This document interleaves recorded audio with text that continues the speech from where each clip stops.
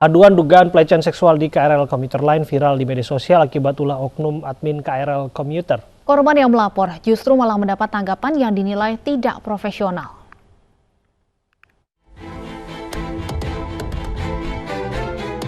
Pelecehan seksual di gerbong komuter lain viral di media sosial akibat respon admin Twitter KAI Komuter yang tidak berpihak pada korban yang merasa dilecehkan di gerbong komuter lain.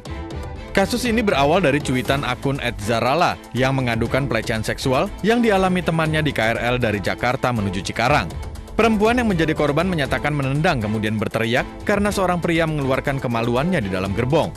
Namun petugas KRL dinilai tidak membuat laporan atas kejadian tersebut karena korban tidak memiliki bukti. Namun respon yang diharapkan dari pihak komuter lain rupanya malah membuat pelapor kesal.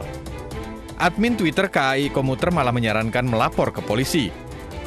Sontak saja tanggapan ini viral dan mendapat beragam komentar dari netizen. Pihak komuter lain pun kemudian menghapus postingan tersebut dan meminta maaf karena tanggapan admin yang dinilai tidak pantas. Dan untuk mengonfirmasi terkait dugaan pelecehan seksual di KRL komuter lain sudah bergabung bersama kami melalui sambungan telepon VP Corporate Sekretari KAI Komuter, Anne Purba. Selamat sore Mbak Anne.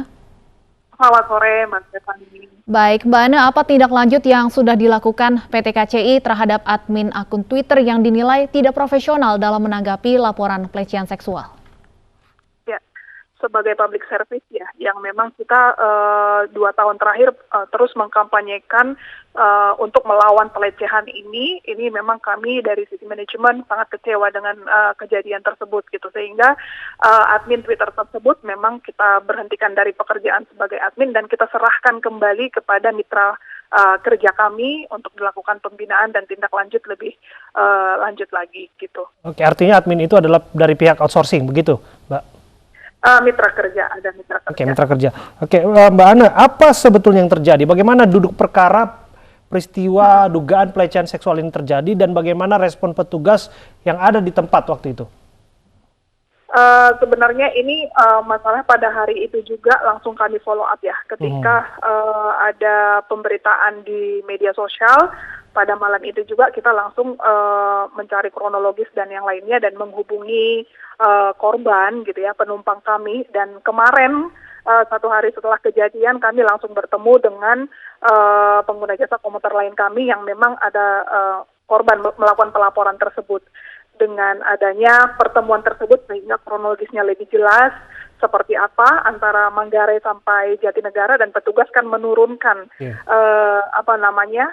pelaku di Jatinegara dan dibawa ke ruang ada di sana untuk customer care kami untuk dimintai keterangan. Kemudian kami juga mendata laporan tersebut sehingga kami juga sebenarnya ada follow up-nya, sehingga kami juga menghubungi dan menelepon korban dan teman korban untuk koordinasi lebih lanjut. Jadi kemarin kesepakatannya kami adalah dengan korban, kami akan full mendampingi korban ketika ini akan dilanjutkan ke jalur hukum seperti ke yang berwajib. Gitu. Ini agar tidak berbeda nih, agar tidak salah paham.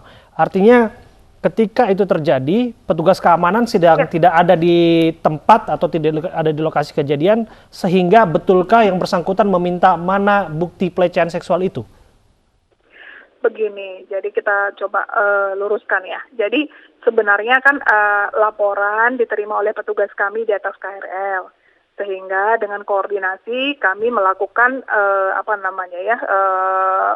tindakan lah ya untuk kepada yang melakukan itu kita turunkan di Jatinegara, kemudian diberikan banyak pertanyaan. Memang di sana yang memang kemarin dikomentari oleh korban bahwa petugas kami meminta beliau untuk memberikan bukti dan yang lainnya. Nah, disinilah kami yang melakukan permohonan maaf atas satu ketidakpuasan beliau ketika ditangani petugas stasiun dan petugas yang membalas di Twitter. Sehingga kami meminta untuk ketemu, kemarin kami sudah ketemu dan kami sepakat untuk melanjutkan ini ke yang berwajib dengan pendampingan KCI gitu. Baik, terima kasih Mbak Ana tentunya atas penjelasannya. Tentunya kita sama-sama berharap kasus serupa tidak terjadi lagi di komuter lain sehingga para penumpang bisa mendapatkan rasa aman saat menggunakan layanan komuter lain.